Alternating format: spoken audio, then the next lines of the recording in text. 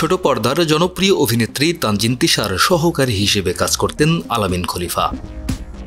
বৈষম্য বিরোধী ছাত্র আন্দোলনে গুলিবিদ্ধ হয়ে নিহত আলামিনের মরদেহ ময়নাতদন্তের জন্য দীর্ঘ 7 মাস পর কবর থেকে উত্তোলন করা হয়েছে।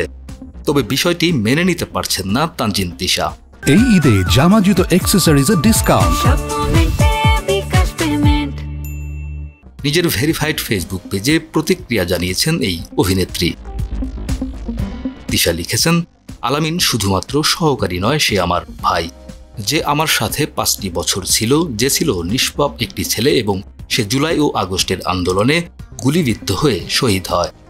7 মাস পর আলামিনের মরদেহ কবর থেকে ওঠানোর মতো নির্মম বিষয়টি আমি মোটেও সমর্থন করছি না। এই কর্মের মাধ্যমে কি লাভ হবে? শুধুমাত্র ওর আত্মাটা কষ্ট পাচ্ছে। পুরো বিষয়টা আমি জানার পর বিষয়টি আমার কাছে মেনে নেওয়া অনেক কষ্টদায়ক। এই অভিনেত্রী আরও লেখেন, এর পেছনে যে বা যারা জড়িত তারা কোন উদ্দেশ্যে এই কাজটি করেছে আমি চিন্তা করে খুবই হতবাক বিষয়টি নিয়ে। ভাইয়া, তুই ভালো থাকিস।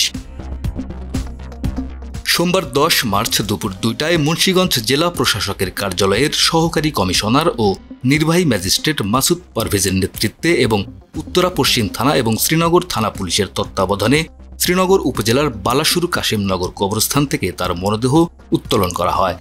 পরিবারের বরাত দিয়ে জানা যায়, বৈষম্য বিরোধী ছাত্র আন্দোলনের সময় 2024 সালের 19 জুলাই ঢাকার উত্তরায় গুলিবিদ্ধ হন আলামিন।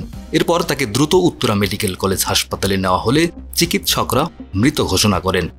পরে ময়নাতদন্ত ছাড়াই 20 জুলাই শ্রীনগর উপজেলার কাশিমনগর কবরস্থানে দাফন করা হয় তাকে। তবে এর প্রায় 5 মাস পর নিহতের বড় ভাই বাদল খলিফা উত্তরা পশ্চিম থানায় একটি মামলা দায়ের করেন।